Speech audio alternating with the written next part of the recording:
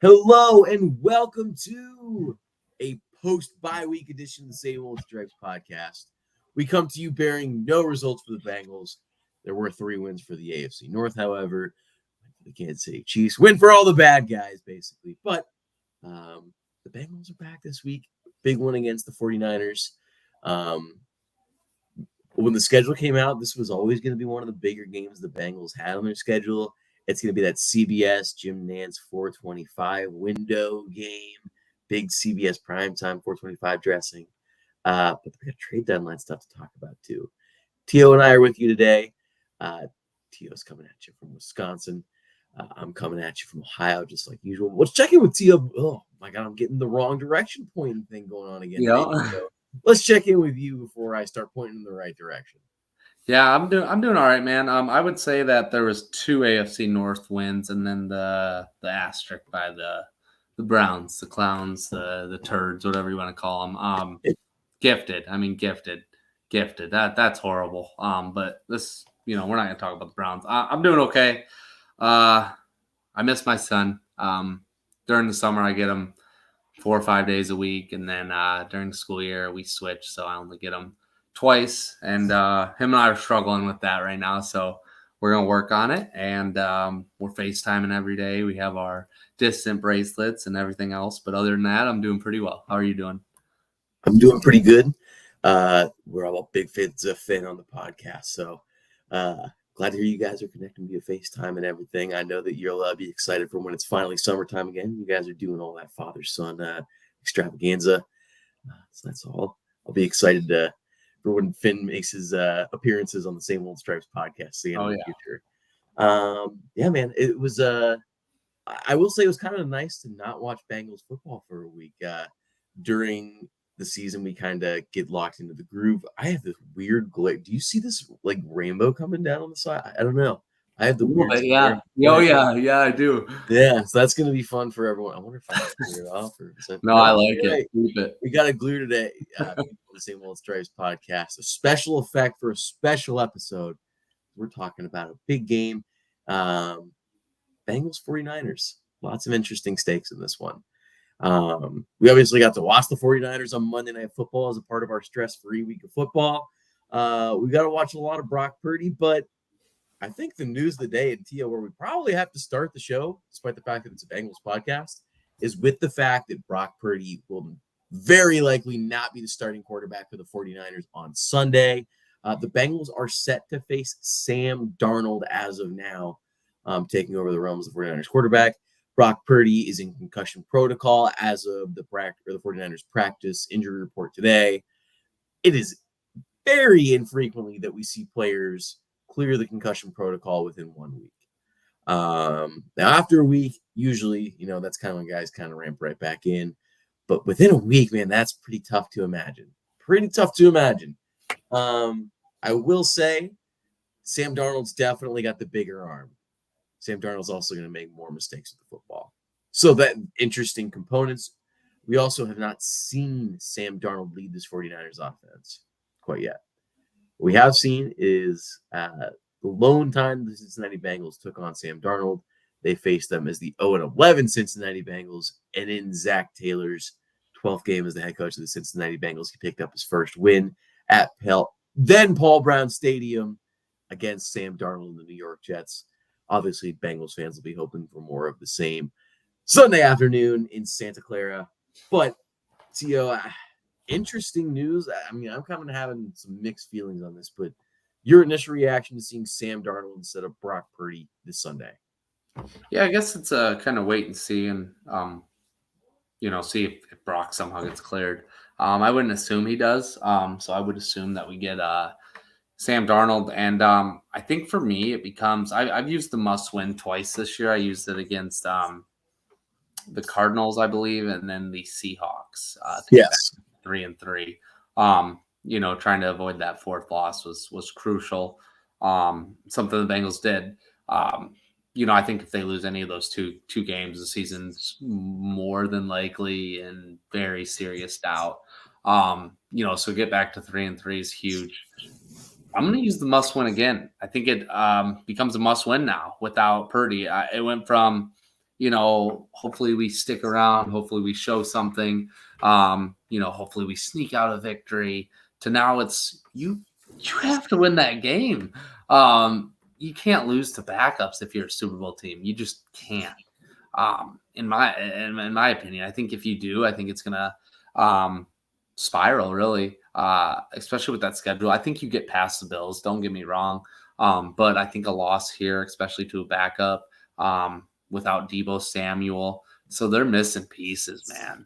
I think if you lose that one, I think it could be a complete morale killer and confidence killer, really. So San Fran, I think Shanahan's going to do a good job. He's always going to do a good job dialing some stuff up. He's going to do a good job putting Sam Darnold in positions to make plays. You just hope that Sam Darnold's tendencies come back and we get a pick or two and kind of flip the game. But yeah, I think it becomes a must-win in my opinion. And it needs to be a get-right game, especially with that defense struggling a little bit underneath the new defense coordinator. You see what Minnesota did without their number one dude, and Addison goes crazy. So if you can't, if Chase and Higgins are both held under 100 yards, under 80 yards, you're going to start having even more questions about this offense. So, yeah, man, I just think I think this is kind of a game you need to go take. And I'm not all the way with the must win yet, but for me, it's pretty close because to me, I think the next 4 games, and it's always, the next 4 games, the games in front of you, what define your season, yada, yada, yada. When you look at the next 4 games in the grand scheme of this schedule, you got to go 2-2 or 3-1 in this stretch. Yeah. And it's against 4 really, really good teams, like 4 teams that, any week, I really think that those teams can give any team in the league a run for their money. You're going to go to Houston, you're going to go to San Francisco. Then you're going to come home for Buffalo on Sunday Night Football. You're going to get the Houston Texans, and then you have to go to Baltimore Ravens Thursday Night Football, which I'm sure will be a pretty intense atmosphere.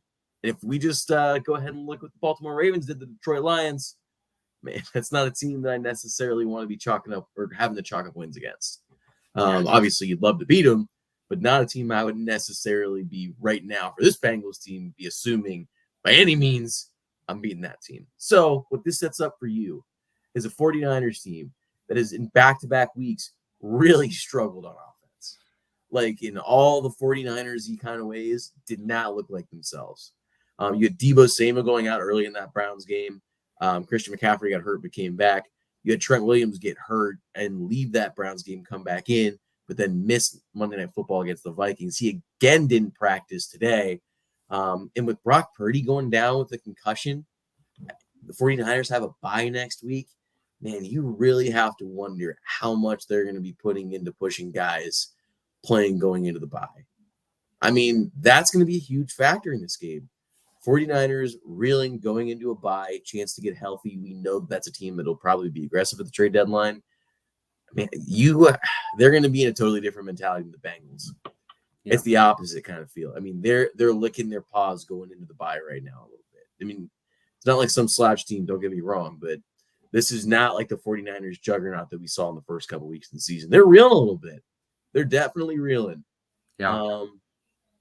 And Sam Darnold, man, I think that he's the kind of quarterback that this defense has just feasted upon over the years.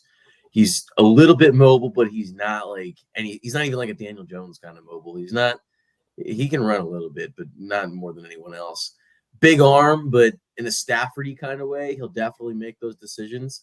And the thing that I think will really do the Bengals service is he's just not super good against pressure at all. Doesn't have super good feel for pressure. Ate a lot of sacks as the quarterback of the New York Jets on his blind side, just really not feeling things.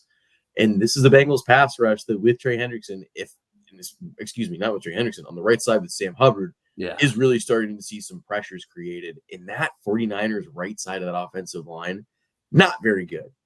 It would not surprise me if Trent Williams plays. We could see Trey Hendrickson maybe not have one of those standout Trey Hendrickson performances, but we could see a big day from Sam Hubbard. We could see a big day from Cam Sample, big day from Joseph Osai. Even the interior of this 49ers offensive line is a little bit suspect, man. They're one of the worst pass blocking units by a lot of metrics right now. I think they're ranked lower than the Bengals in PFF pass blocking.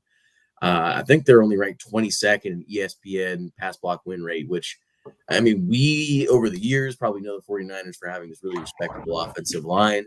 Not that kind of offensive line this year. Still really good run blocking, all that kind of stuff. They're not going to have Deebo Samuel. The big thing in that's going to take away a lot of the motion stuff they like to do. They don't have another Deebo Samuel. Deebo Samuel is a one-of-a-kind player. There's not another player in the league that you have to respect more as a running and receiving threat combined. There just isn't. He's one-of-a-kind player. He's so physical and so quick, makes it really hard to defend.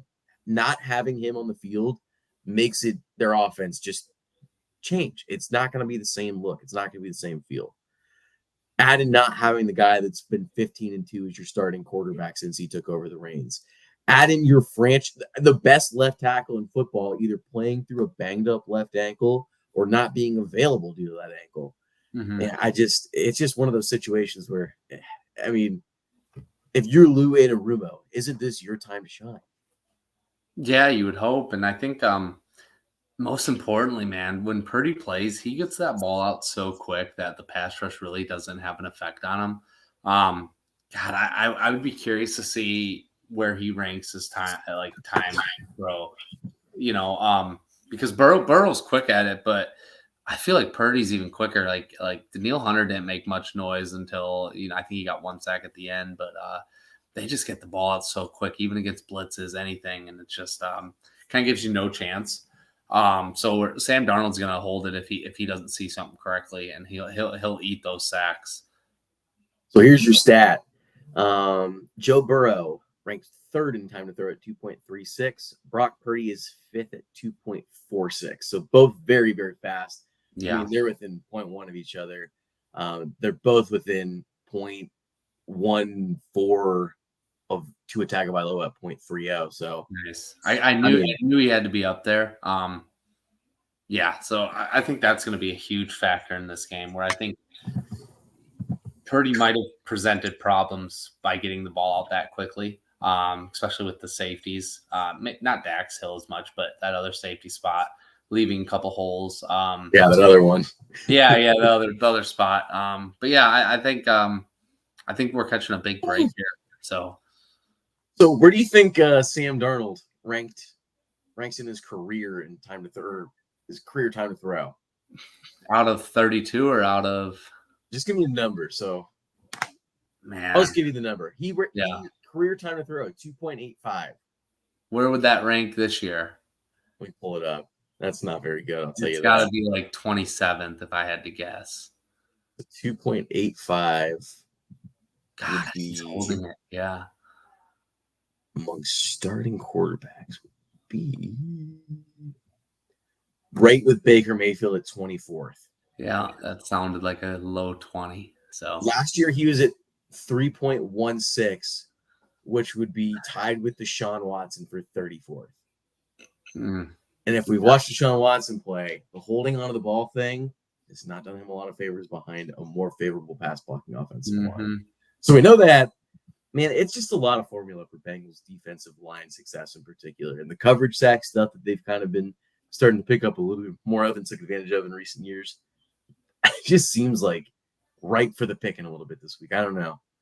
That's kind of where I was going with it, man. And you take out Deebo, who's kind of their quick game guy, whereas Ayuk's more of the field spreader. I don't know, man. It's just a recipe for good, really. And if they can contain Kittle and McCaffrey, I think you have a real shot here. Not to mention, not to be all Bengals smoking all those other good things, but I like the idea of Cam Taylor-Britt on Brandon Ayuk as well. I feel like that's a pretty good matchup for him. Cheeto Buddy Awuzie at times could kind of get pushed around a little bit by more physical wide receivers. Mm-hmm. You don't really see that with Cam Taylor-Britt. I mean, that's just not his package. We saw him against DK Metcalf. I just think that's a really good matchup for him. Yeah, I could see it too, and I wonder if Ayuk doesn't like getting pressed. I don't know. I haven't watched enough Ayuk, but I would venture to say that he probably doesn't like getting pressed. Well, I think we can go ahead and jump over to the offense now. We're not going to spend a whole lot of time talking about this because I think we spent the entire last podcast lambasting basically everything humanly possible about the offense. But a little bit of buzz over the last couple of days. Some positive indicators coming back out of the bye. I think the big thing that people were excited to see today, more under center. That was something Brian Callahan talked about in his press conference, now infamous press conference leading into the bye. The Bengals displaying some more under center look than they've shown in open media sessions. But we need to see it on film. We need to see it on the field. We need to see it actually work because the last time this offense went under center, it was a tragedy. It was really not good. They had to nuke their entire offense because of it, and it gave us the 2022 Bengals. But we'll see if the under center approach can happen. Tio, I don't know what you make of all this. You seem to be shaking your head. I'm sure you were going to believe it when you see it, first of all. But in general, what are your expectations, and what do you need to see against this or from this offense against the top 5 ranked defense in football? Yeah, I mean, first with the under center, I'm not going to buy it until I see it. It's kind of like the Browns thing. I'm not going to pick the Bengals to beat the Browns until I see it. When the game means something. Other than that, I mean, if the game means nothing, the Bengals beat the Browns. But I don't know, man. It just it makes me uncomfortable watching Burrow go under center. He looks so uncomfortable doing it. I don't know, man. I was kind of in favor of the pistol stuff. Just kind of a varied under center look without being under center, and he looked kind of comfortable doing it. And the play action stuff out of that worked. And I don't know, man. I don't know. I guess I would be excited to see it because I think it gives you a lot more avenues of success. I don't know if we have the personnel to do it. I don't know if we have the tight ends to do it. But it's got to be something. So I'm excited about that instead of just going from shotgun the whole time. Gives you different run looks, gives you different passing options. So, yeah, I mean, I'm excited to see that. Against San Fran, man, you got to bring it. You got to score, man. You got to score. Like you said, man, I think you put it perfectly in a tweet. You said that this offense, they need to be able to get into field goal range every single time, especially when you have McPherson as a weapon. He can kick 60-plus yarders consistently. If you just get him to 59 yards away, take the field goal. And then, Zim Hude put a tweet out showing the go for it rate or whatever. And Zach Taylor's last at it. And it's just killing you. And it's just things like that add up, man. It's the 3 and outs, the not going for it, the not being able to get into field goal range. It's unbelievable. It's been a theme for 3 years. And at some point, we got to get figured out. And if it takes going under center to figure it out, and it seems like they have the line to do that this year, so be it. But until I see it, I won't believe it. Yeah, and seeing believing is the whole thing. I mean, this offense just needs to have a lot less die in it at the end of the day. They just die in so many situations and give up in so many situations. And we see this team go through great stretches where they piece it all together and it all looks remarkable and it all works out. But we all know and we all see it come back out. That die trait just comes right back in right when you need it the least. We saw it happen in the Baltimore playoff game last year. We saw it happen in the AFC Championship game last year. Mm-hmm. When this offense turtles up, it's a really scary thing. There's got to be ways to keep this offense moving. There's too much talent. There's too much speed. There's honestly too many guys that they can throw out there. And you might be right with that. I mean, I don't know if you have the tight ends to do too much under center.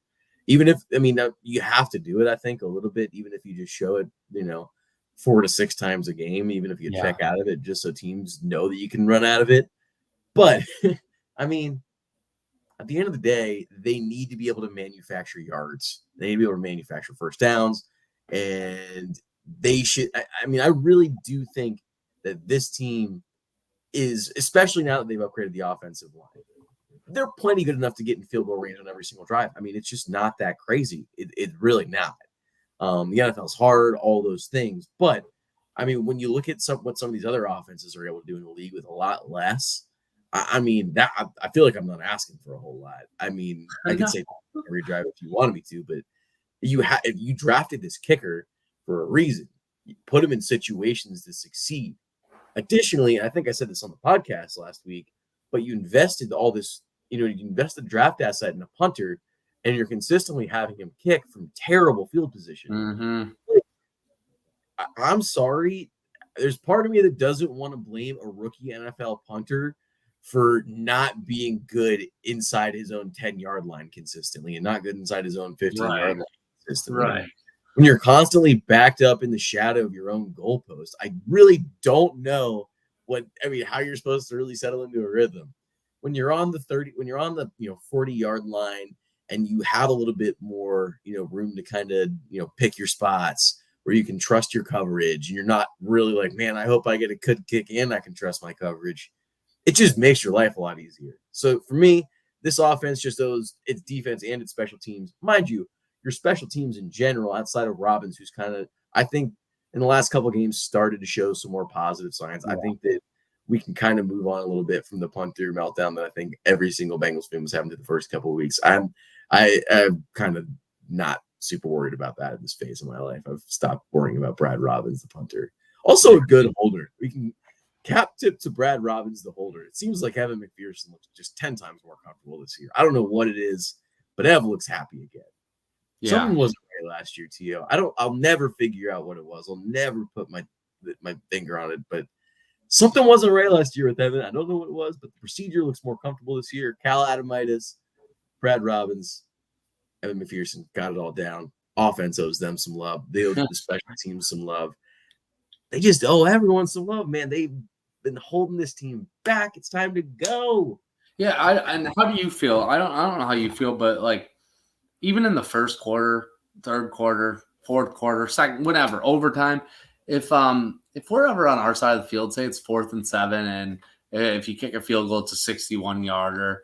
I don't care about field position at that point. I don't. Kick the field goal. If he misses it, so be it.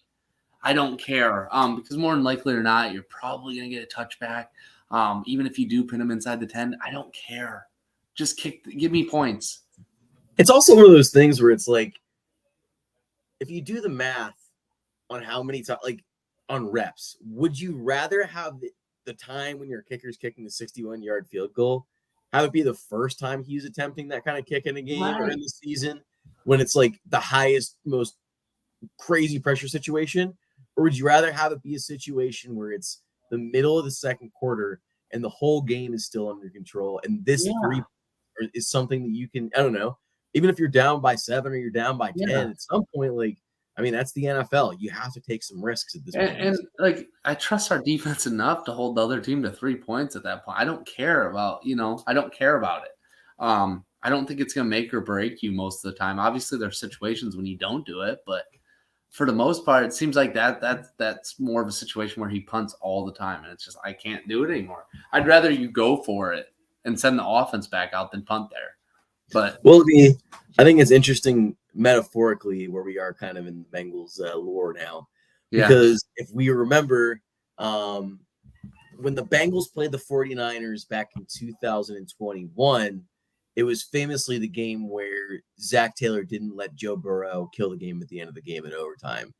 I think instead he either punted back or he elected to kick a field. I think they elected to kick a field goal and give the 49ers the chance to get the ball and go down the field with the first possession overtime. And I think it was in that game, Joe Burrow had some crazy touchdown passes at the end of the game. And Zach Taylor said he couldn't sleep because he didn't let Joe cook. And after that, we saw this Bengals offense show a lot more life with Joe Burrow just absolutely cooking. And it really continued into 2022. Right. So is this the week where we really start to see it? Zach Taylor lets Joe Burrow just let it rip, no regrets, let it fly. I don't know. I really don't. I mean, it's hard to say against a 49ers team with such a robust defense if this team just has the trust within itself to get out of what it knows and to get out of this, this blah system that we've seen for the last really 2 seasons, but really the real bad of it was the beginning of last season and what we're seeing this season at the start of the season. Yeah.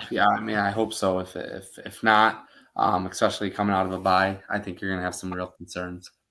Well, I think that we can do a little trade deadline chatter to kind of wrap up the show here. We're not going to go super late with you guys today. Is the trade deadline this week or next week? Do you know? I think it's Tuesday. I think it's on Tuesday. So it's coming. It's 6 coming. days away then. Away. Yep. Which they should push it back another 2 weeks, but yeah, I don't understand why it's not later. I feel like you don't know that much about your team. No, unless you're 1-6, 1-7, 1-8. Yeah, we don't need any of these guys. They're all good to go. You can start picking what you want and just send us some things for them. I don't know. A 5th round pick in 3 years. We'll figure. We'll make it work. The Bengals are not on that side of that this year. I know that some people were like, man, they just start tearing it down. Just tank for Marvin Harrison Jr. That's not the way the Bengals are ever going to work. That's not the way the NFL works. When you're like 3-3 and you went to like the AFC Championship game last year and you're paying Joe Burrow all this money, not going to happen. That aside, we just wanted to hit on a couple trade topics, ideas with you before we wrap up the show here today. So I think the main items that fans are after: tight ends, running backs, a little guard, a little pass rush. T.O., any names to you that really have gotten the juices flowing? Yeah, I mean, there's a couple. And me, you kind of talked before the show that you really don't know if they're going to pull the trigger on an offensive type guy. You don't know, but that's kind of our assumption and reading some leaves and whatnot. But man, I would love some more juice on this offense. I just think something's lacking, and I don't know where you go though. I don't know what you need more. Is it tight end? Is it a running back? Is it a guard? I don't know if a guard gets you what you want. I think you're still going to run into the same problems where you need to make one guy miss, and they just don't have that. And you have one guy on your offense that makes people miss, and that's where it's becoming kind of the problem, where they're not letting that guy beat them short or deep. It's like, well, if you're going to beat us, it's going to be in a crowded place. So I think you could use some more juice. I don't know the answer. I know Derrick Henry's been floated around there. Does he give you that much more juice than Mixon at this point? I'm not sure. That'd be a tough one for me. I don't really see the fit. Yeah, I mean, does he scare defense a lot more than Mixon? Absolutely. But Mixon's been also fine this year. He's been fine as a pass protector. I just think you need juice to go with his bang. And I don't know. I've been saying that for a couple years now. I think they should have been trying to get the Pollard, Ezekiel Elliott train thing going, where Pollard looked like an absolute stud, where he doesn't this year because he doesn't have the bang. And I don't know, man. Darren Waller would get me excited. Hunter Henry would get me excited. Mike Gesicki would get me excited. I don't know which one fits more. Probably Hunter Henry. Mike Gesicki gets me more excited as a receiver. On the defense, I've been saying it for years. Milton Williams. I love Milton Williams. I think he gives you that juice as a pass rusher, which is kind of what you need to offset DJ Reader. So that would be a few of the names I would love to see. I don't know if the Eagles would be even willing to talk about Milton. It seems like they use him a little bit, and he's still young under contract. Yeah, but he didn't play at Georgia, so he doesn't fit on their defense. Yeah, right. It just doesn't make sense. So I mean, go to Georgia. What are you doing here, man? Yeah. And then lastly, I'd probably look into the safety market too. I don't think as an observer, I don't think you love what you're getting from Nick Scott at this point, but I don't really have any names. I would have been in on Bayard. I'd be in on really anyone that's kind of proven. So yeah, I think that those are all reasonable call outs. Man, I'm just really having a hard time ever seeing him go down the road on the offensive skill player. It's hard for me to even as people have kind of been doing these thought exercises and pulling out names, it's really hard for me to even be like, find names that fit for the Bengals. It's like, wouldn't do that, wouldn't do that, wouldn't do that, wouldn't do that, wouldn't do that, wouldn't do that, wouldn't do that, wouldn't do that. Maybe there's a deal out there for a 6th or 7th round deal on a tight end that we don't know about. Someone that maybe is falling out of favor on a bad team. We just haven't thought about it. I don't really know that kind of player is out there. yeah, I don't know. It's kind of tough for me on the offensive side of the ball. The position that I kind of would love to see them go that you kind of didn't touch on, and I have this craving for an edge rusher, and I don't know if it's because I always have a craving for an edge rusher, but to me, I don't think that you can ever have enough pass rush, and I actually don't think as of now, as currently constructed, the Bengals do have enough pass rush to be a Super Bowl contending team. I feel like without Larry Ogunjobi, that kind of made their lives harder and deeper in those playoff runs. Granted, they got there, so they must have been doing something right. But man, I just think that I say this all the time on this podcast, but you're still asking Sam Hubbard to do way too much. I think that Trey Hendrickson's actually looking happy playing his lion's share of snaps this year. He's kind of seemed to really step up his game in the run stop, which hasn't been his package in the past, but he's had a lot of really nice run stops. Cam Sample's giving you juice. Joseph Osai has really just not picked up steam after coming back from the injury. And Miles Murphy, we always have known as to be a development project.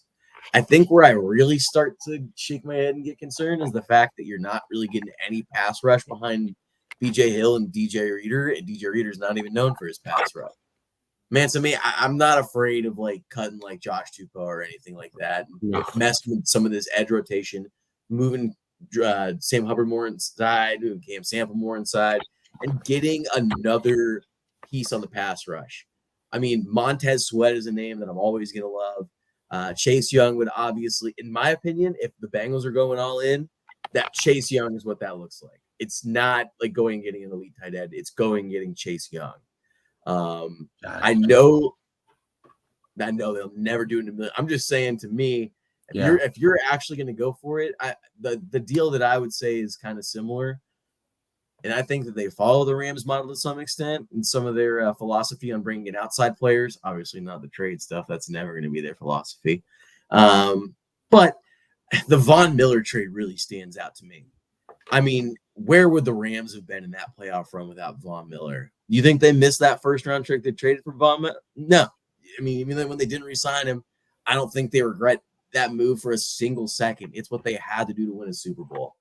So, and, maybe Chase Young's not a realistic target, but to me, another pass rusher would do wonders for this team.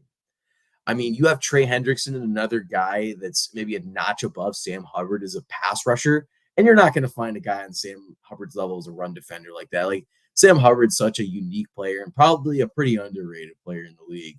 When he got his contract extension, I think a lot of Bengals fans were like, that's too much money, but it ended up working out quite wonderfully. I don't really know where they'd be with that Sam Hubbard in a lot of different ways.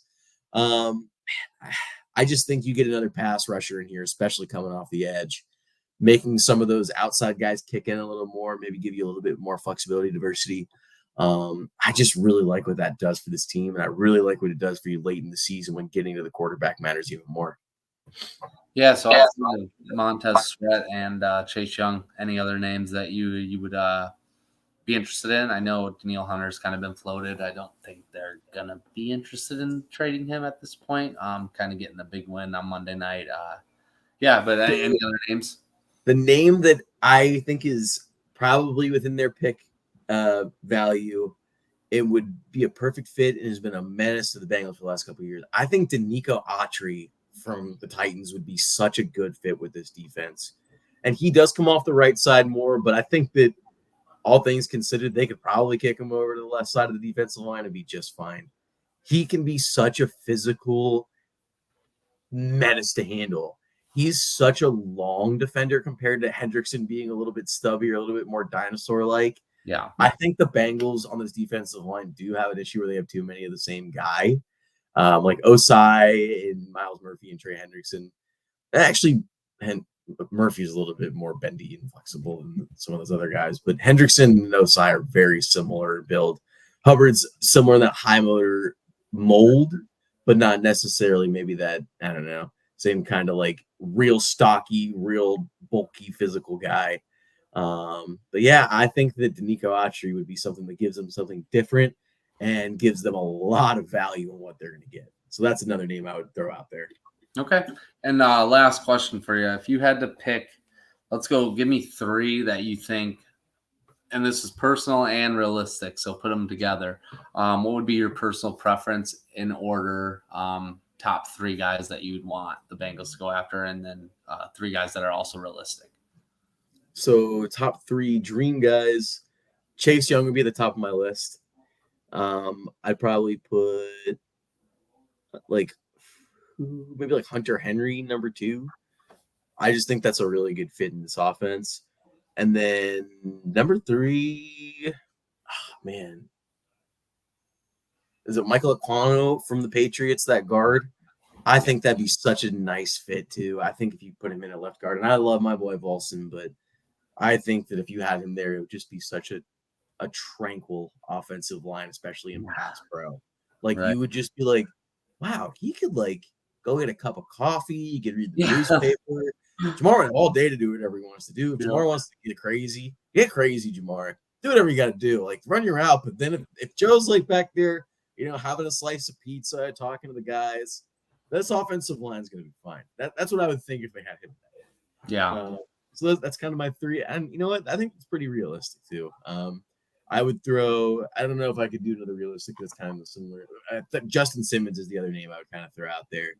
Definitely a trade candidate. I think that his contract is going to take a little working from the Bengals side if they do something.